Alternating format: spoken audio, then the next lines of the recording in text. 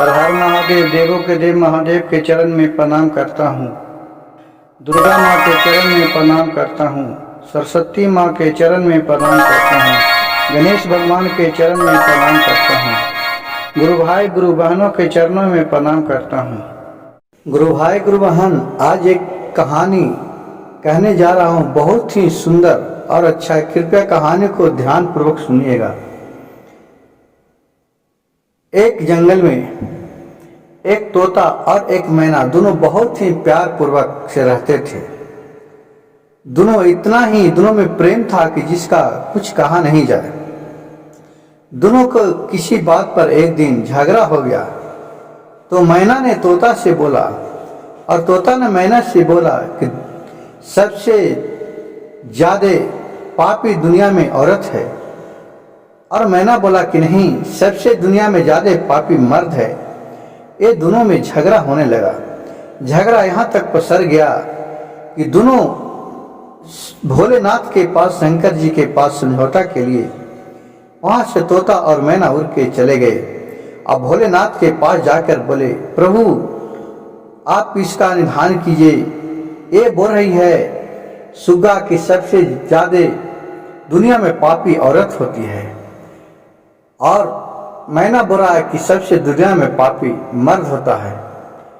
तो शंकर जी बोले कि ये कैसे तो कर सकता है कि सबसे ज्यादा पापी औरत होता है और सबसे ज्यादा पापी मर्द होता है।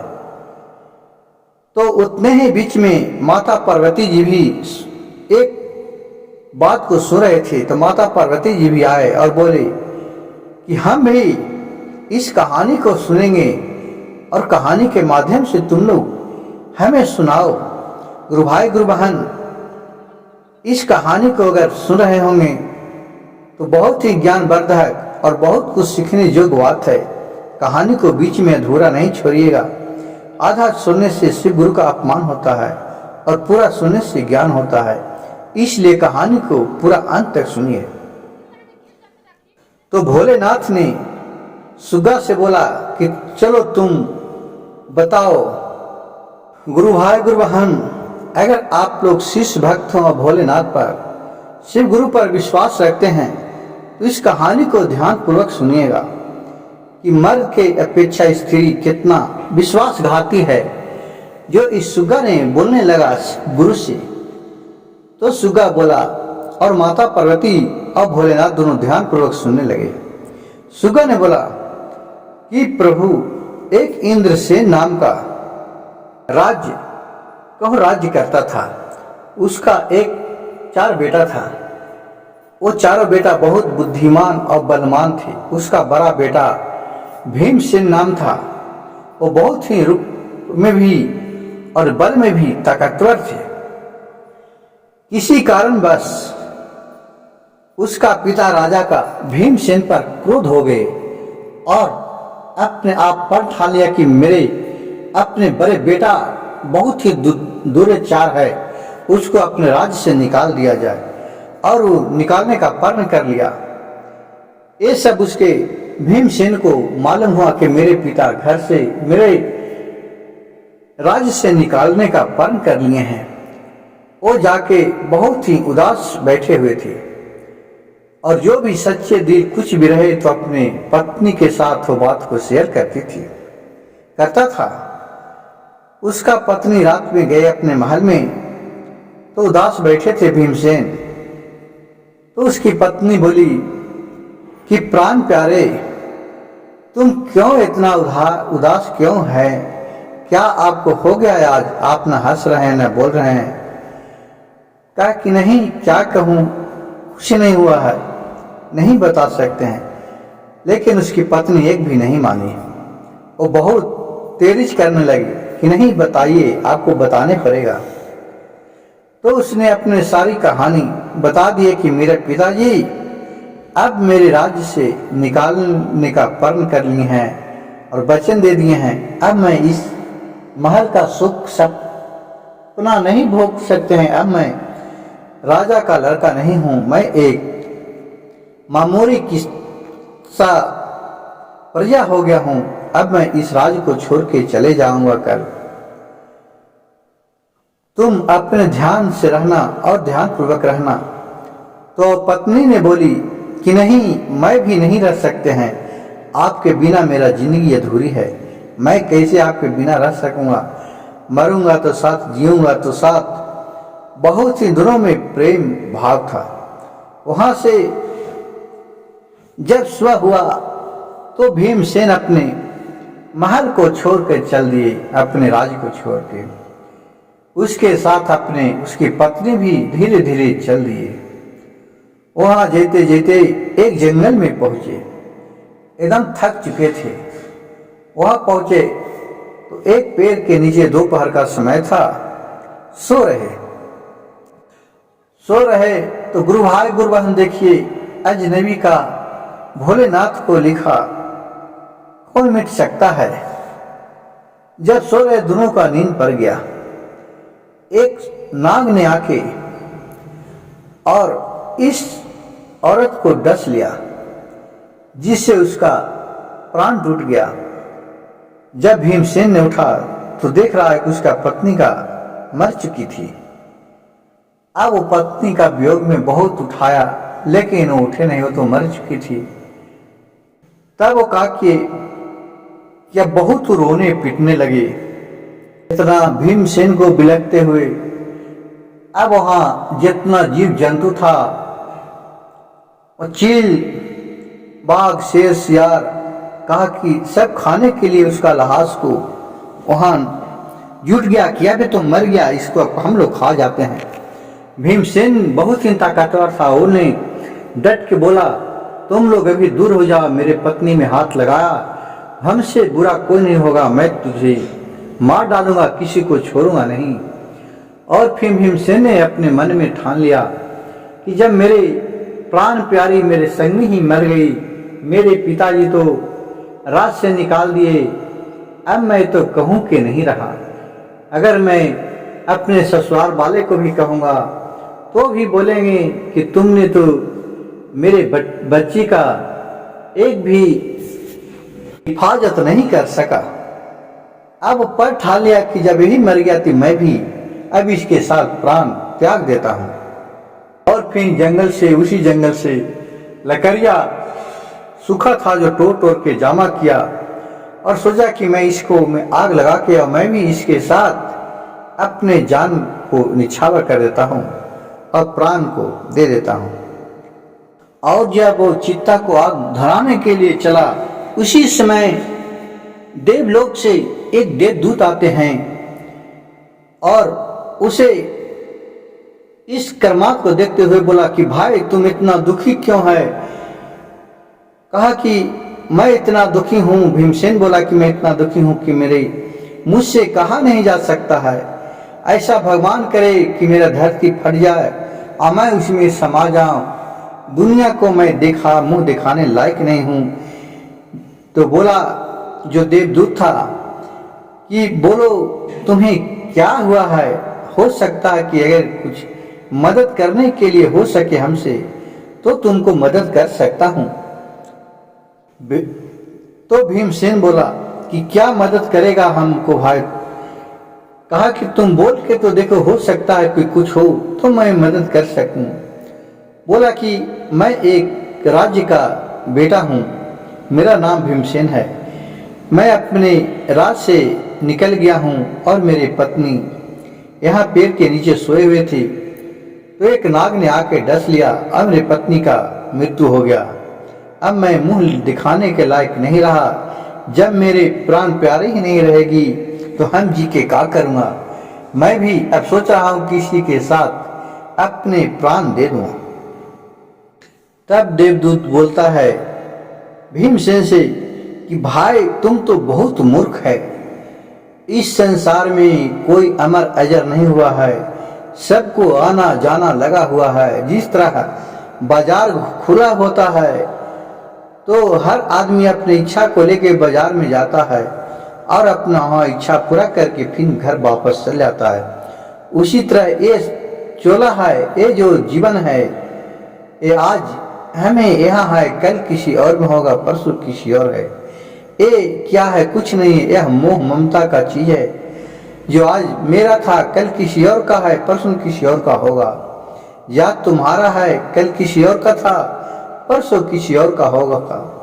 ये दुनिया एक माया के बंधन में बंधा हुआ है। जब तक मेरी सांस है, माँ बाप भाई बहन बेटा बेटी सब है। जब मेरी सांस बंद हो जाता है तो कोई भी नहीं रहता है। तुम बहुत ही मूर्ख है। इसको मरना था जिसको तो मर ही गया, लेकिन तुम क्यों ऐसा जान देना चाहते हो कि नहीं, मैं अब किसी कीमत पर भी जब तक मेरी पत्नी जिंदा नहीं होगी तो मैं भी इसके साथ ही मर जाऊंगा। तो देवदूत ने उस भीमसेन को जल दिया एक लोटा में और बोला, ये अपने चिरू में लो और इसे संकल्प लो और बोलो इसको, जब तुम इस अपने पत्नी के ऊपर छीटेगा तो तुम्हारे पत्नी जिंदा हो जाएगा। तो भीमसेन ने पानी लेके और छीटने के लिए चला। तब फिर देवदूत ने बोला कि रुक जाओ, इसके बाद एक संकल्प तुमको लेना है, वो तुम्हें लो। बोला कि हाँ बोलिए। तो देवदूत ने बोला कि तुम अपने पत्नी से इस राज के बारे में छिपा के रखना और बोलना कि कभी भी जब तुमको जरूरत पड़े तो इस राज को छिपा के रखना और बोलना कभी भी उसको अगर जरूरत नहीं पड़े तो अगर वो राज के बात इस पूछेगा तो तुम्हें बताना नहीं।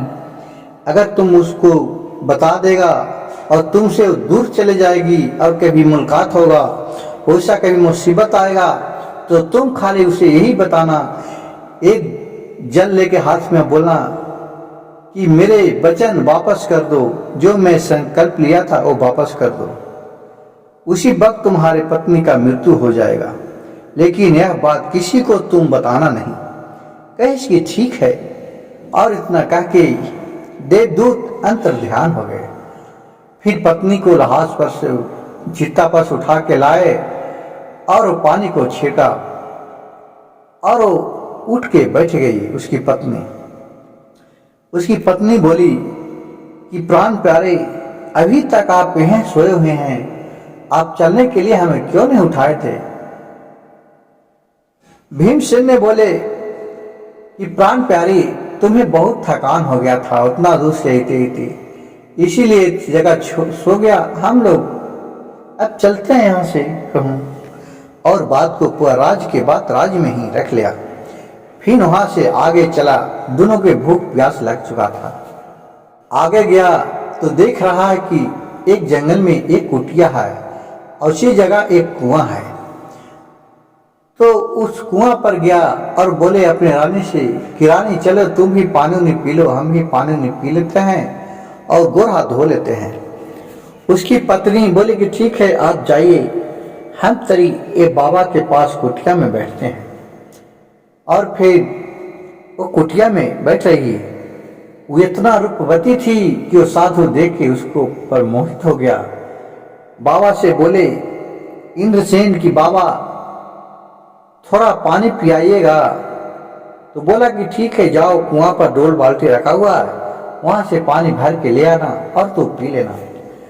कहा कि ठीक है। फिर वहां जाकर वो राजा भीमसेन पानी पी कर आया। उतने बीच में इस साधु से उसके औरत को प्यार हो गया और दोनों की दिल एक दूसरे को लिए दे बैठी थी। जब उसके पानी पी रहा था तब इन दोनों के बात हुआ। बोला कि राजकुमारी साधु से कि तुम तो यहाँ बहुत खुशी खुशी रह रहे होगे। तो हाँ रहना तो है, मैं तो रहता हूँ, अगर तुम्हें भी रहना है तो रह सकती है, लेकिन साथ में तुम्हारे पति है, उसका मैं कैसे करूँगा। तो रानी से बोला वो साधु बाबा कि जाओ तुम पानी पिए के बहाने जाना और उसी इंदारा में जाके तुम उसे धक्का दे देना और वो अंदर गिर के मर जाएगा। फिर हम लोग बाकी बात की बात हम लोग समझ लेंगे और हम लोग यहाँ से चले जाएंगे। औरत गुरु भाई गुरु बहन कहा जाता है कि प्रेम के आगे पागल हो जाता है लोग के, कुछ लौकता नहीं है कि क्या सच है और क्या गलती है। सोचिए कि जिसको ये अपने जान से भी ज्यादा प्यारा भीमसेन ने माना औरत को, वही औरत ने आज एक साधु के साथ रहने के लिए विवश हो गई और उसे मारने के लिए भी विवश हो गया कि जो अपने जान, एक मर्द ने अपने पत्नी के लिए जान देना चाह रहे थे। फिर वहां से वो पानी पी के आया भीमसेन, तो उसकी पत्नी बोली कि चलिए मैं भी पानी पीऊंगा, तो ठीक है जाके पी लाओ। तो बोला कि नहीं नहीं चलिए ना आप भी। वो क्या जान रही थी कि ऐसा ही मेरी औरत के मन में है, और वहां से फिर चले गया दोनों पानी पीने के लिए। और इंदारे पर खड़ा होके उसकी पत्नी बोली कि पानी भर के दीजिए, और मर्द था भीमसेन जो पानी भरने लगा। जैसी बाल्टी भर के और जब खींचने लगा तो उसको धक्का दे दिया, अंदर वो गिर गया। और फिर वहां से ये अपने इसके पास चले आया साधु बाबा के पास और सारी कहानी कह दिया। और फिर वहां से साधु और उसकी औरत दोनों अपने उस जगह छोड़ के दूसरे राज्य में आ गया और वहां रहने लगा। और रहते रहते धीरे धीरे अपने गीत संगीत का गाना गाती थी, भजन गाती थी, पूरा उस राज्य में विख्यात हो गए और एक नर्तकी मतलब की गीतकार बन गई। जहां भी इसका बहुत नाम होता था कि वहां रूप रेखा नाम रखा गया, रूप रेखा। कोई भी प्रोग्राम होता था रूप रेखा को लाया जाए। और फिर गुरु भाई गुरु बहन इसका कहानी सुनिए। फिर उसी जंगल में कुछ गोरखिया लोग गाय चराने के लिए आया था, तो उस कुआं पर पानी पीने के लिए गया तो देख रहा है कि उसमें कोई आदमी गिरा है जो बचाने के लिए चिल्ला रहा। फिर गोरखिया लोग सबको चाल किया, फिर वहां से आया और उसको निकाला। फिर बोला भाई तुम इस कुएं में कैसे गिर गई है। ये अपने सारी कहानी कह के सुना दिया। बोला कि मैं अपने एक पत्नी को साथ में थे, वो पत्नी हमें धक्का दे दिया और कहाँ पत्नी चले गया। ये बगल में एक कुटिया में साधु बाबा थे, उन्हीं के पास छोड़ के आए थे। फिर वहां गया तो देख रहा है कि उसकी पत्नी और बाबा कोई नहीं है। फिर इस लोग से बोला, गोरखिया लोग से, कि भाई अब तो दुनिया में मेरा नहीं कोई है, अब न है तो तुम लोग अपने साथ हमको रख लो, मैं भी गैया को चलाया करूंगा और आप ही लोग के जो भी रूखा सूखा भोजन मिलेगा वो करा करूंगा। कहा कि चलो ठीक है। उन लोग सोचा कि चलो ठीक है, बेचारा बहुत अच्छा आदमी है। वो भी अपने रहने लगा, वो भी अपना धीरे धीरे खुशी खुशी उन दोनों के साथ रहने लगा। कुछ दिन बीतने के बाद जिस राज्य में गोरखिया जिस राजा का जानवर का चलाते थे, उसी राज्य में उस राजा का एक लड़का हुआ था जिसका जन्मदिन मनाया जा रहा था। उसी में इसका औरत जो नर्तकी थी वो आई थी, उसका बुला के लाया गया था। जब स्टेज पर चढ़ा तो देख रहा है कि उसका औरत भी ये अपने औरत को पहचान लिया। फिर उसका नाच और गाना देख के वहां सबको खुश हुए, सबको उसको इनाम देने लगे।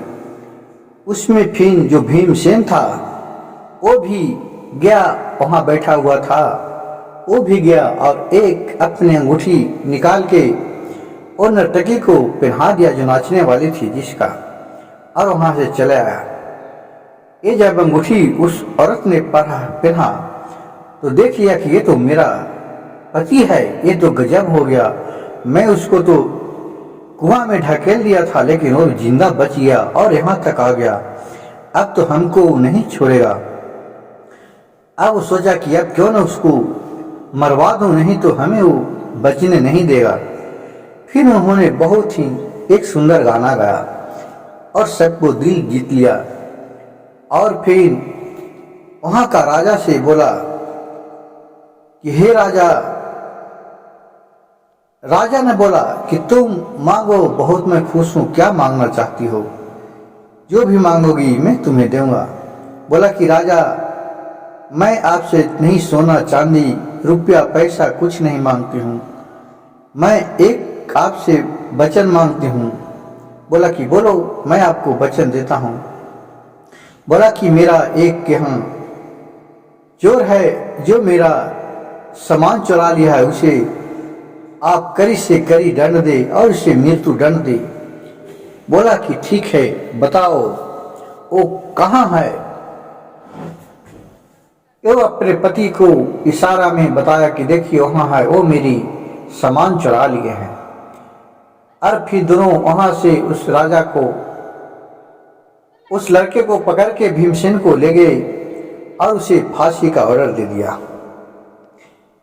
भीमसेन ने बोला कि हमने क्या किया, ये हमें फांसी का आप सौदा बता दिए।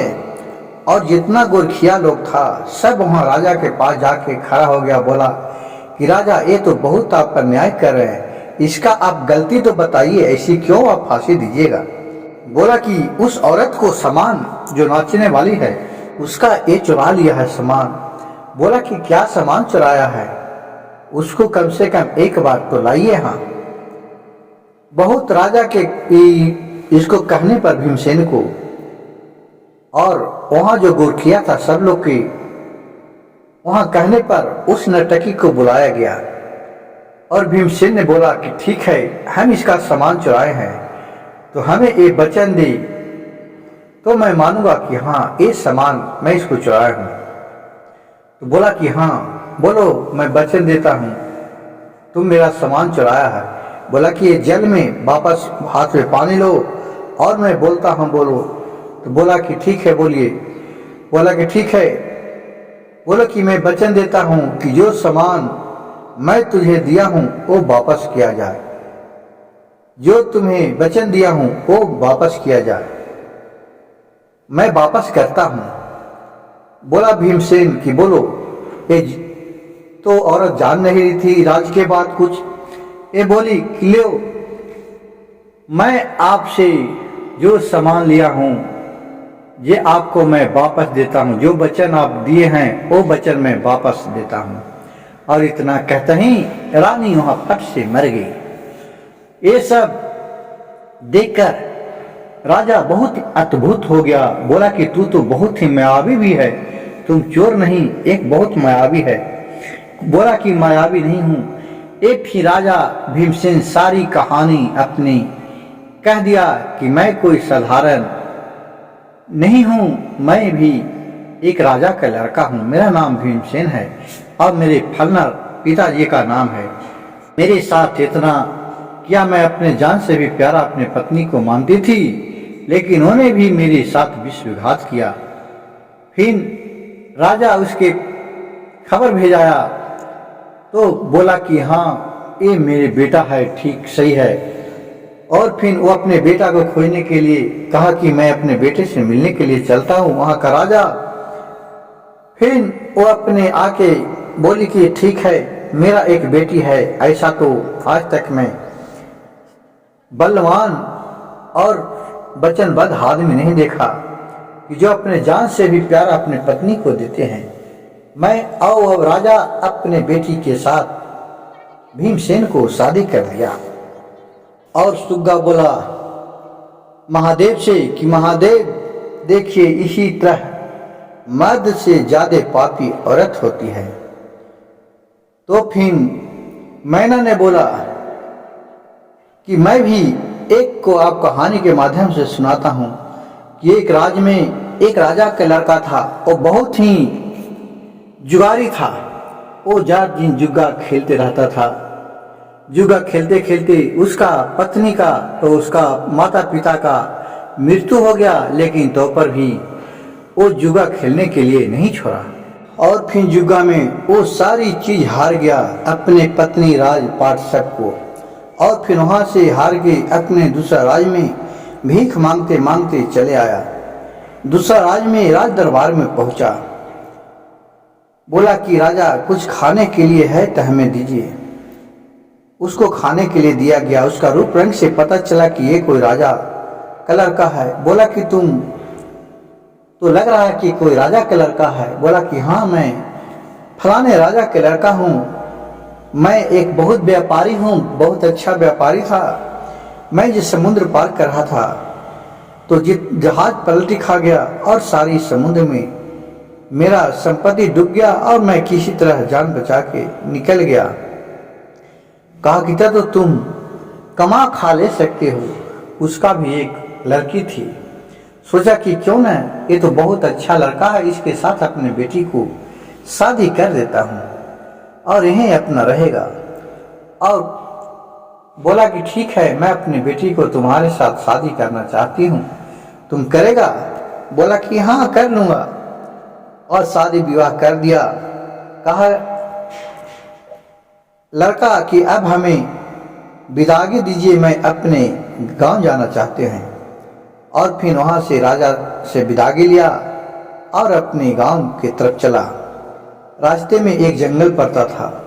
जंगल के में आया तो अपने पत्नी से बोली कि पत्नी प्राण प्यारी, जितना जेवर पाती है सब उतार के छिपा दो, रख दो, लाओ मेरी दे दो।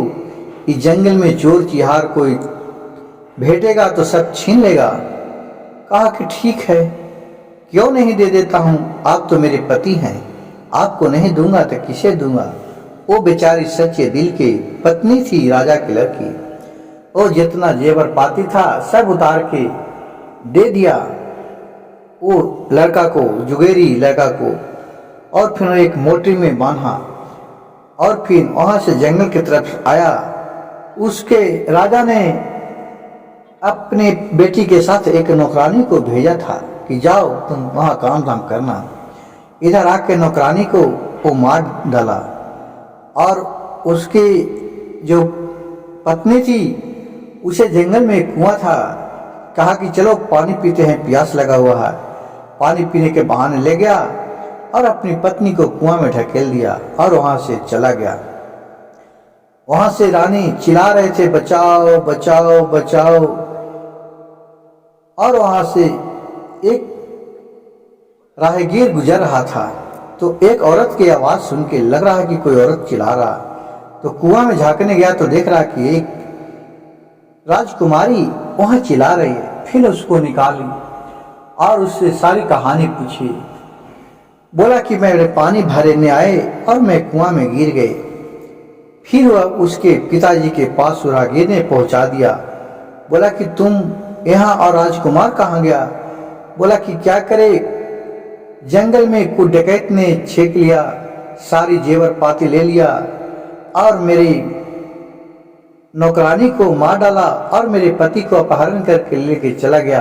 वो अपने पति के बारे में सारे राज छिपा दिया। उसको पति के क्या था, उसको तो दौलत के लिए शादी किया था, वो तो कोई पत्नी के लिए शादी किया था नहीं, जो जुगेरी था ये। और फिर अपने पिता से राज के बात सारी छिपा के रखी। फिर मैना ने बोले शिव गुरु से और माता पार्वती से कि आप बताइए कि इस दुनिया में सबसे ज्यादा पापी कौन है, औरत है या मर्द है? फिर इसका इंसाफ कीजिए। गुरु भाई गुरु बहन, यह दोनों का बात शिव गुरु और माता पार्वती ने ध्यान पूर्वक सुने। मैना और सुगा ने बोले कि भोलेनाथ, अब सुगा भी एक कहानी कहा और मैं भी एक कहानी कहा, आप ही बताइए कि अब दोनों में पापी ज्यादा कौन है? भोलेनाथ ने बोले कि मैंने दोनों के बात ध्यान पूर्वक सुनी। ये दोनों में सबसे ज्यादा पापी नहीं औरत है नहीं मर्दाना है। ये दोनों का सोच है कि जो किसी स्तर तक गिरा सकता है। किसी चीज को करने के पहले लोग को सोचना चाहिए। लोभ, मोह ऐसा एक चीज है, ये दौलत, जिसके लिए आदमी जान भी ले लेता है। कुछ औरत भी है जो पति का जान ले लेता है और पत्नी भी है जो मर्द को जान ले लेता है। तो सबसे ज्यादा मनुष्य का सोच ही है जो सबसे को एक कलंक लगा देता है। गुरु भाई गुरु बहन, अगर मेरे वीडियो और कहानी अच्छा लगे तो कृपया मेरे चैनल को एक लाइक, सब्सक्राइब और शेयर जरूर कीजिएगा। हर हर महादेव, घर घर महादेव।